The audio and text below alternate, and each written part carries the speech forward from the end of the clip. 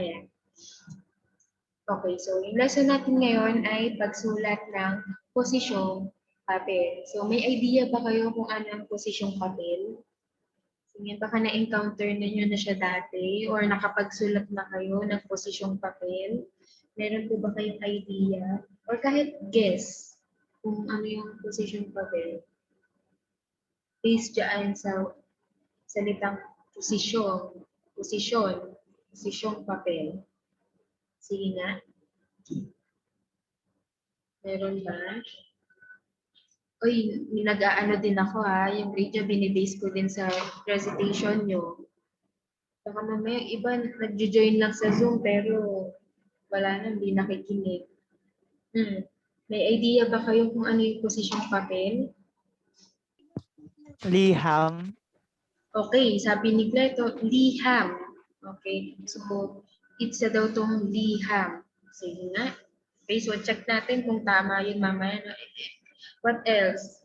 Sige, yung iba dyan, sa tingin nyo ano yung posisyong papel? Ako, ma'am. Yes. May mga nakasulat sa position papel, I think ano yan, parang mga puro katotohanan tas bawal yung mga exaggerated na gawa-gawa, ganun. Okay. So, dapat isusulat mo lang dito parang katotohanan lamang at hindi pwede yung mga hindi totoo. Okay? So, medyo lahat ng mga sinasuggest nyo is general, pero malay nyo, pwede din siya dito na check natin mamaya kung tama yan. What else? Adrian Guevara. May idea ka ba? Based just sa word na position. Position papel. Or position paper. May part din ma'am na ano na tawag din. May part din na mga bahagi ma'am ganun. Iba't ibang bahagi rin. Iba't ibang sample ganun. Okay, so may mga bahagi. Okay. Actually, matatalakay natin mamaya yan kung ano-ano yung mga bahagi ng position papel. So, Ma'am, yes. Mondi. guess po. Okay. Yung posisyong papel parang yung nilalagay mo yung sarili mo doon sa sitwasyon tapos isusulat mo. Parang posisyong papel. Okay. So, Based ibig sa sabihin, parang merong particular na paksa and then ilalagay mo doon yung sarili mo.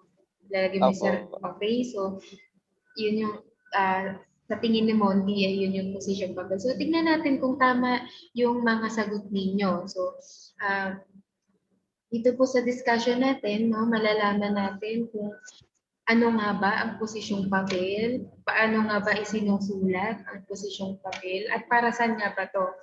Okay? So, dito muna tayo sa kahulugan ng posisyong papel. Maaari mo bang basahin, Bianca?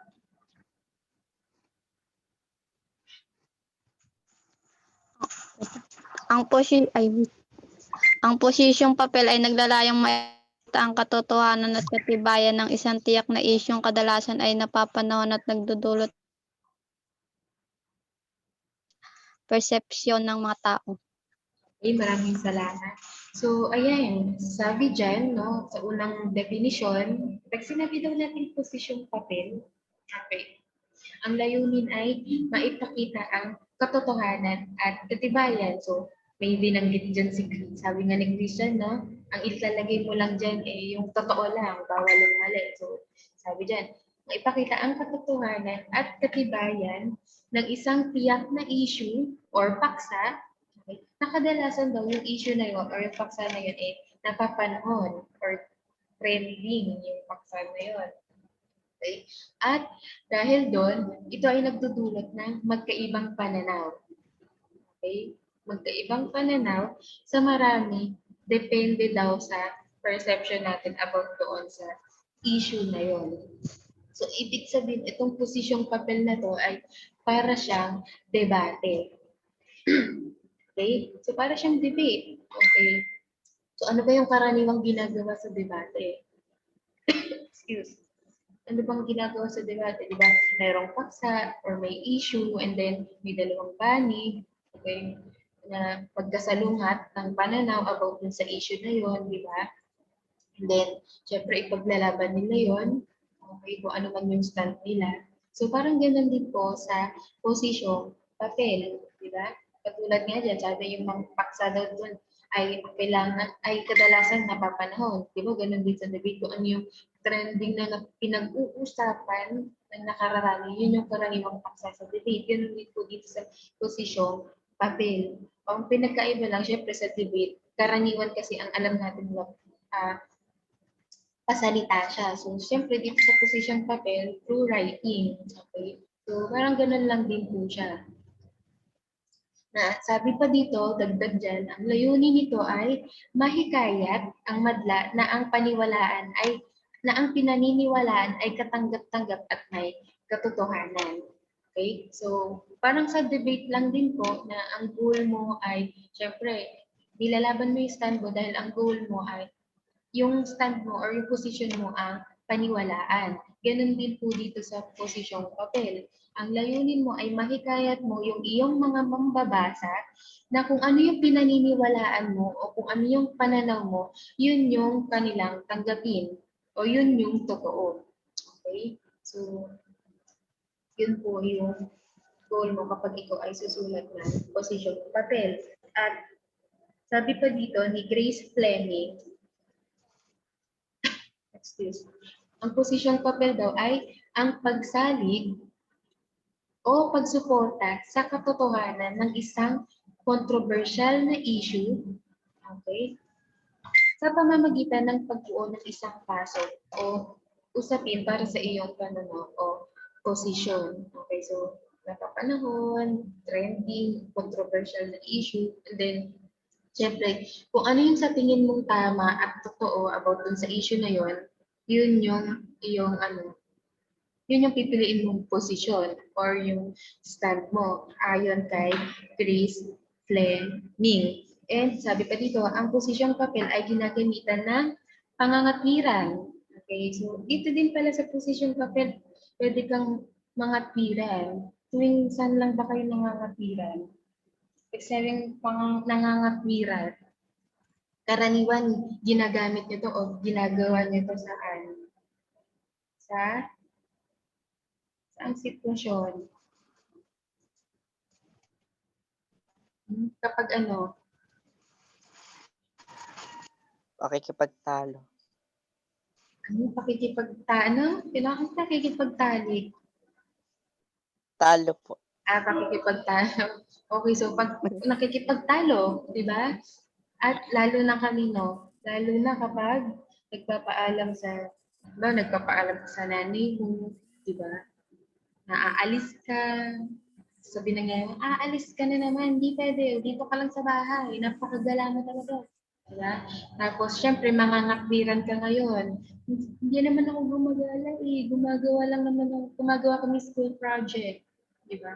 So, tawag doon is pangangatwiran. Kasi, sabi dyan, pangangatwiran bilang pamamaraan ng paglalatag ng mga datos o impormasyon excuse me, na siyang magpapatibay sa iyong pinapanigang posisyon sa issue. Kasi kaya ka nga nangangatwiran kasi feeling mo tama yung iyong posisyon, di ba? Feeling mo tama ka na. Kaya ka nangangatwiran, tama ka, mali yung nanay mo, di ba? So, dito din po sa posisyong papel, ginagamitan din siya ng pangangatwiran, okay, para mas mapagtibay mo yung iyong pinaglalabang posisyon, di ba? Siyempre, para maisagawa mo yun, dapat meron kang mailatag na mga datos o impormasyon na susuporta doon sa iyong posisyon. Okay? So, sabi dyan ni Jockson, ang pangangatwiran ay tinatawag ding pakikipagtalo. So, yan nga, katulad nga ng sinabi kanina, no? Pakikipagtalo o argumentasyon na maaaring maiugnay sa mga sumusunod. Una, ito daw ay sining ng paglalahad ng mga dahilan upang makabuo ng isang patunay na tinatanggap ng nakakarami. Okay? So, pag sinabi daw palang pangangatwiran, sining ng paglalahad. Di ba? Pinaganda pa yung salitang pangangatwiran. So, sining ng paglalahad ng mga dahilan, okay, para daw mas makabuo ng isang patunay na tinatanggap o tatanggapin ng nakakarami. Okay? Kaya ka nga maglalagay ng pangangatwiran mo, okay, para tanggapin ng nakakarami o ng mga mambabasa mo yung iyong posisyon. Ito rin daw ay isang uri ng paglalahad na nagtatakwil sa kamalian upang maipahayag ang katotohanan. Kasi nga, syempre, dun sa paksa, halimbawa mayroon kang paksa or issue, pipili ka ng stud mo na sa tingin mo, yun yung tama. Okay? Kaya naman, pag sinabing na pangangatwiran, paglalahad na isinasantabi yung kamalian para mas maipaglaban mo yung sa tingin mo totoo or tama.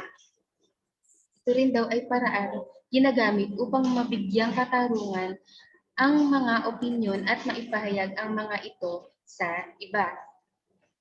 Okay, so sa ibig sabihin sa posisyong papel po, okay, hindi lang mga facts ang pwede mong isulat. Pwede ka ring maghayag ng sarili mong opinion. Kasi nga, ano naman to posisyong papel naman to di ba? So, pwede kang maghayag ng sarili mong opinion para mas ano ba kasi yung, ano nga ulit yung goal natin sa posisyong papel? Yung mahikayat mo yung iyong mambabasa na panigan yung sa tingin mong tama. So, pwede kang maglagay ng sarili mong opinion. Pero, syempre, dapat, huwag masyadong puro opinion mo lang. Dapat meron kang ilalagay ng mga supporting details, okay, na kinuha mo sa ibang source para mas mapagtibay mo yung mga opinion na binanggit mo. Okay? So, ayan, dito tayo sa mga hakbang sa pagsulat ng posisyong papel or kung paano nga ba isinusulat ang posisyong papel. Okay? So, una dito, ayan. So, kung walang binigay na paksa or issue, okay, halimbawa, kayo yung kailangang mamili ng paksa ninyo, kailangan pipili kayo ng paksa ninyo na malapit sa inyong puso. Okay? Pumili ng paksa na ikaw ay interesado.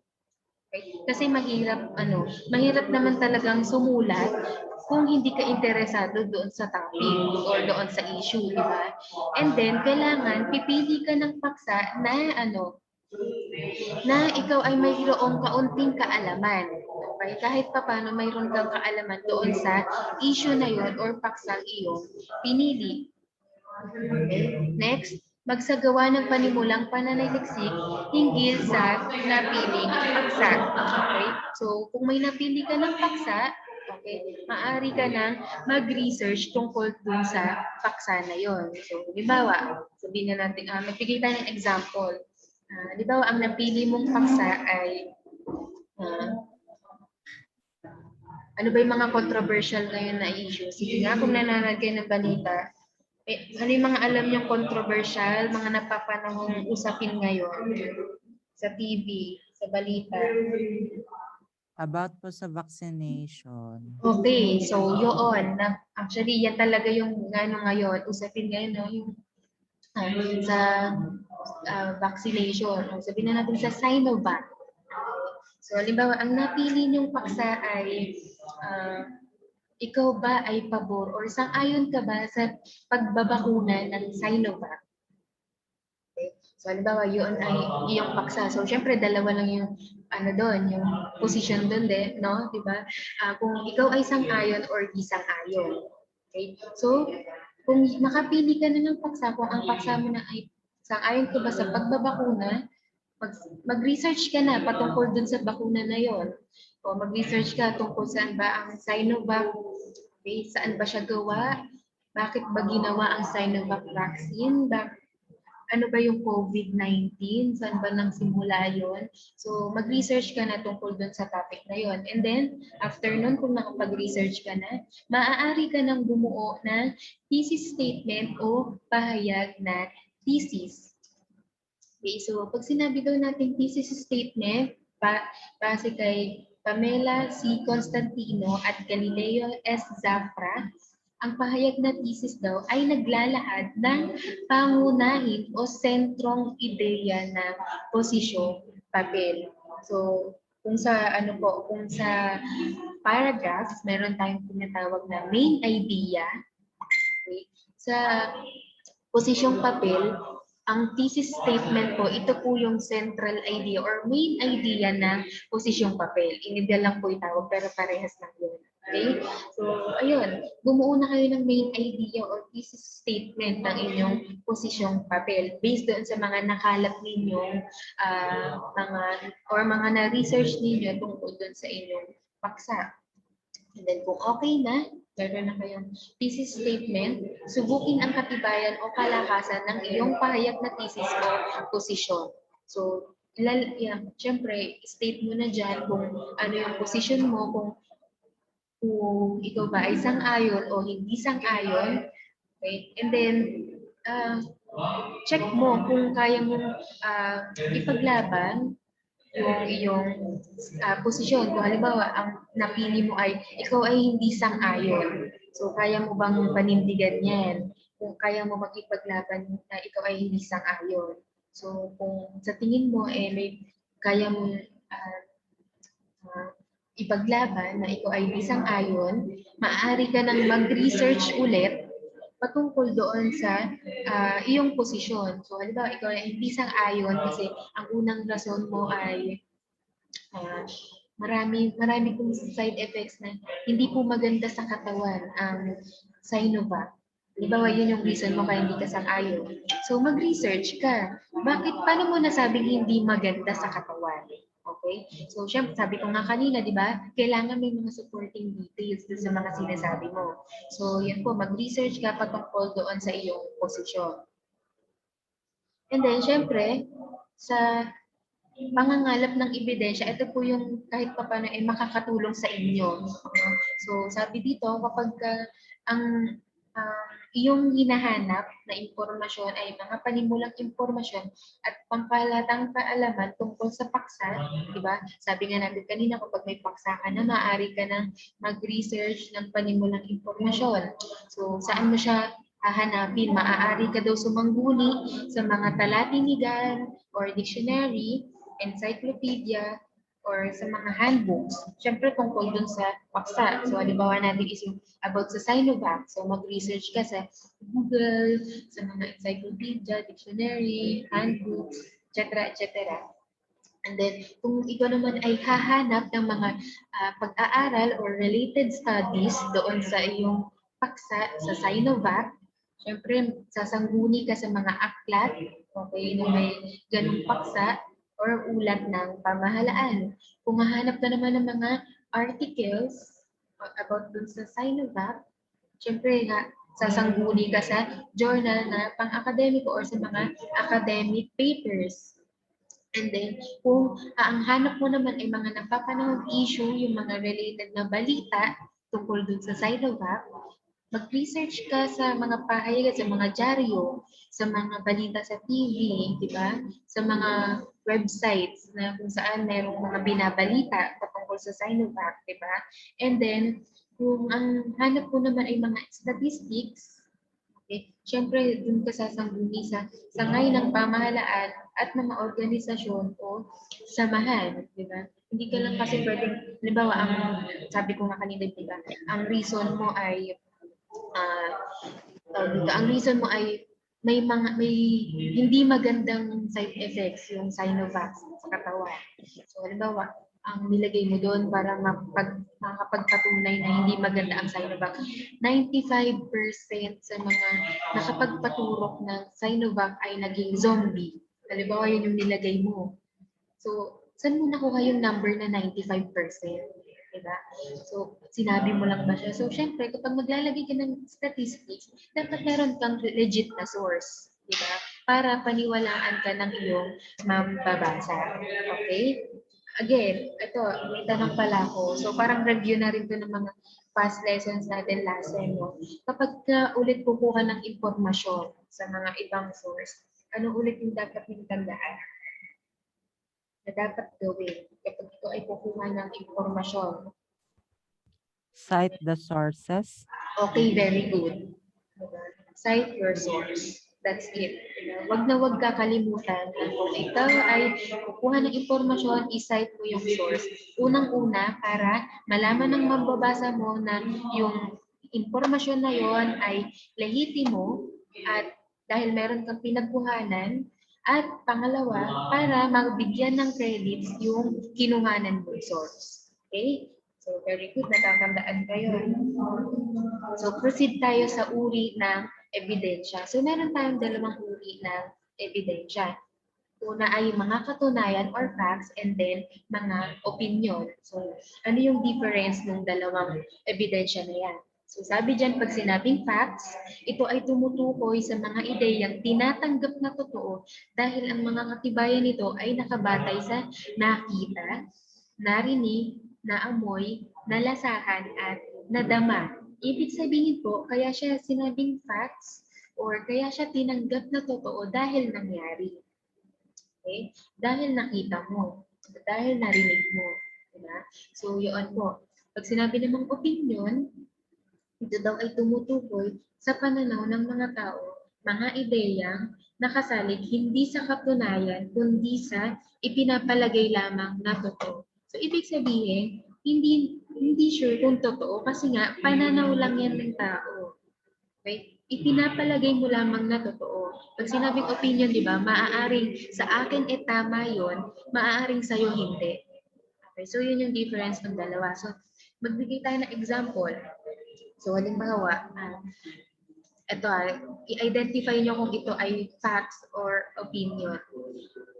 Ako ay nagpa-inject, nagpaturok ako ng Sinovac. So, sinabi ko doon, ako ay sang-ayon sa pagbabakuna ng Sinovac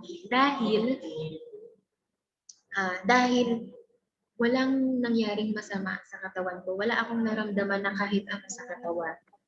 Ito ba ay facts or opinion? Opinion. Paano mo nasabing opinion? Sige nga. Kasi po sabi nyo, ako po ay sang-ayon. Oo, ako ay sang-ayon dahil wala akong naramdaman na kahit anong masamang side effects sa katawan. Nung nagpaturo ko. Facts. Okay, so sabi ni Mondi, facts. Bakit? Bakit facts? Kasi po based on experience na yun eh. Okay, Ibig sabihin, naramdaman na ng isang tao. May proof na. Okay, very Pero good. ma'am, di ba opinion pa rin yun? Bakit? Paano mo nasabing opinion yon? Kasi sinasabi nyo po yung experience nyo, which is opinion mo sa ibang tao. Paano naman po yung iba na Ibang nakaranas ng side effect, di ba? Okay, sige. So, dun kasi, di ba sabi natin, pag sinabing facts, tinanggap na totoo dahil nangyari. Okay, dahil naramdaman mo. Okay? So, at saka ang sabi naman doon, di ba? Ang sabi doon, wala akong naramdamang masamang side effects. Ibig sabihin, may side effects, pero walang nangyaring masama sa katawan. Yun yung example natin, di ba? So, tandaan po natin, basta, sige. Pero sinabi nyo po yung word na wala ako. Oo. Sa sarili nyo lang. Opinion po yun. Okay, sige. So, pwede, pero sige. Sige. Pwede naman. Tama nga naman si J. Mark, di ba? Opinion yan kasi ako lang naman yung nakaano. Pero tandaan nyo na pag sinabing facts, nangyari siya, kaya tinanggap na totoo. Hindi ko ito ang difference ng dalawa ha. Pag sinabi natin opinion, ganito yung sasabihin mo. Di ako sang-ayon magpabakuna dahil feeling ko masama siya sa katawan. Diba? Yun yung opinion dahil unang-una, hindi mo pa na-experience, pangalawa, feeling mo pa lang yun. So, pinapalagay mo pa lang na totoo yun, pero hindi mo naman naramdaman, so walang katunayan. Diba? So, yan yung difference ng dalawa. Pero, sige, tignan natin yung sa sinabi ni J. Mark, which is, may tama nga naman, di ba? Maaaring sa iba nga naman depende nga naman sa katawan, di ba? Siguro mali lang yung example. Tama si J. Mark. Baka mali. Pero ayun, nag-gets naman yung difference ng facts and opinion. Tama ba? Nag-gets ba? Opo. Okay, so yun lang naman yung tandaan nyo, no?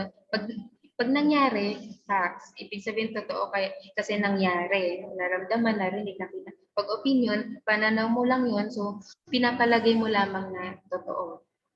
Okay? So kung okay na, meron ka ng sapat na, na mga na-research or ebidensya, maaari ka nang bumuo ng balangkas ng iyong posisyong papel or yung outline ng iyong position paper. So meron tayong 4 na bahagi. So yung una po ay ang panimula. So dito sa panimula, ilahad ang paksa. Okay, dyan nyo po ilalagay yung paksa niya. So example natin yung sang-ayon ka ba sa pagbabakuna ng Sinovac? Okay?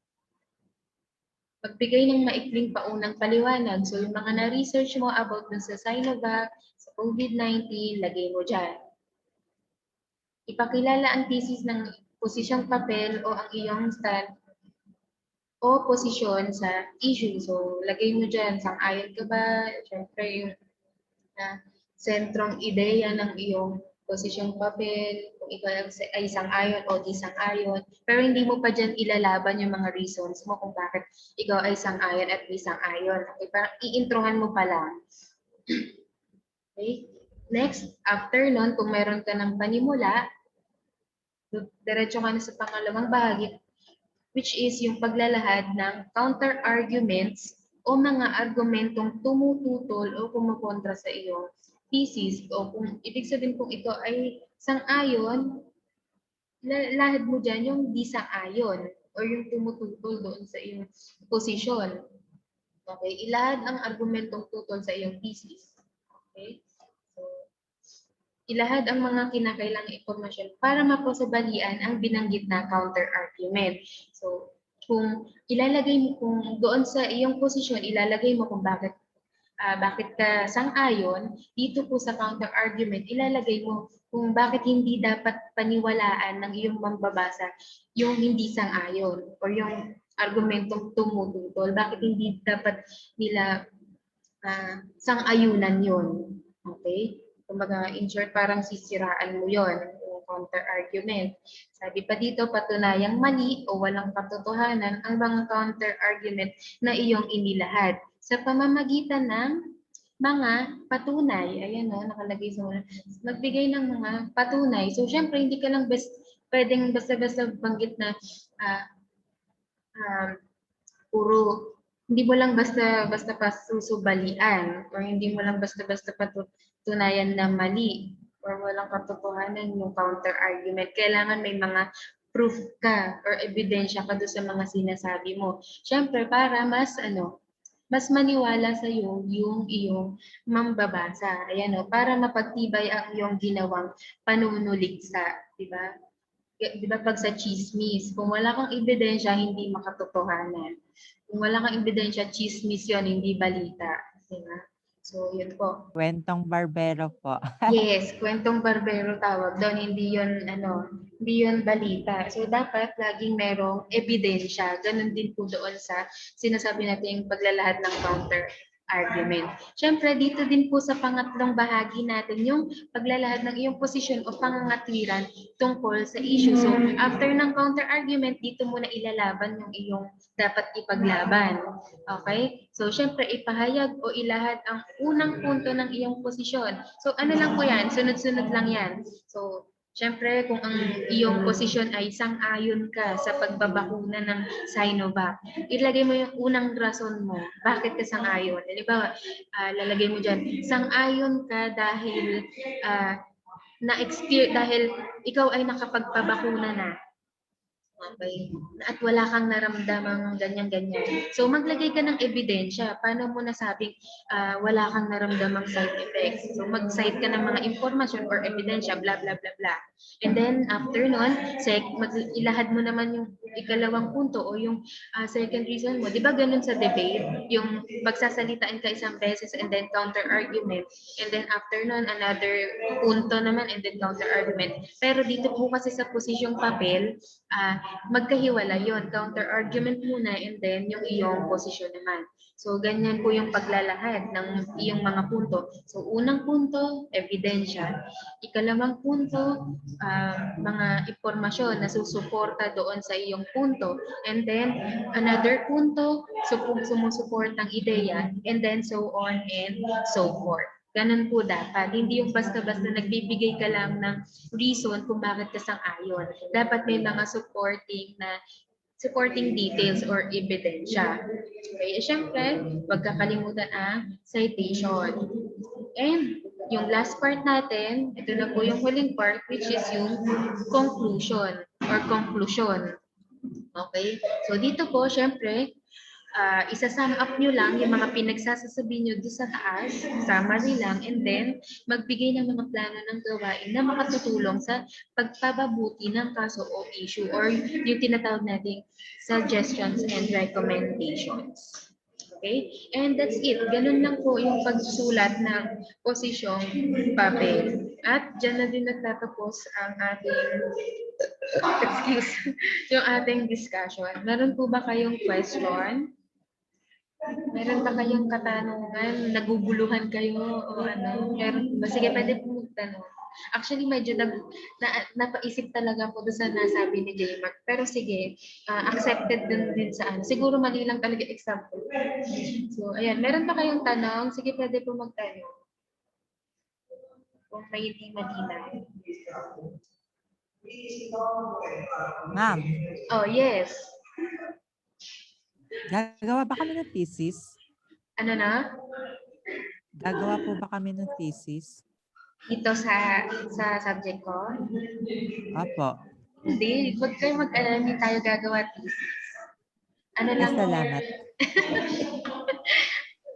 Siguro sa ibang subject niyo mayroon naman na kayo ata. Parang simula ng thesis niya. Parang gano'n. Pero huwag kayo mag-alala. Ano lang naman to, itong subject natin, parang pinapractice lang kayo sa writing. Okay? Pero wala kayong gagawin research or any thesis. Okay? So, kung wala nang tanong, syempre patuloy akong magpapaalala. Kahit na nagsasawa na kayo sa mga paalala ko, ayun lang. Huwag kakalimutan, may quiz tayo ngayon. Again, open naman yung quiz ko anytime. Pero, syempre, ang mas marirecommend ko is since hanggang 4 p.m. yung schedule natin, so meron pa tayong 20 minutes, gamitin nyo na yon para mag-quiz. Since 10 items lang naman yun, no, hindi naman na siguro kakain ng mahabang oras yun, sagutan nyo na po para hindi na kayo matamakan at hindi nyo makalimutan. Okay? So kung may tanong naman kayo, pwede naman po akong i-chat or mag-chat lang po sa GC. So huwag kakalimutang mag-attendance sa GC at yun lang po. Thank you so much. Thank you, Jean, at see you next meeting. Salamat. Salamat po. Thank you.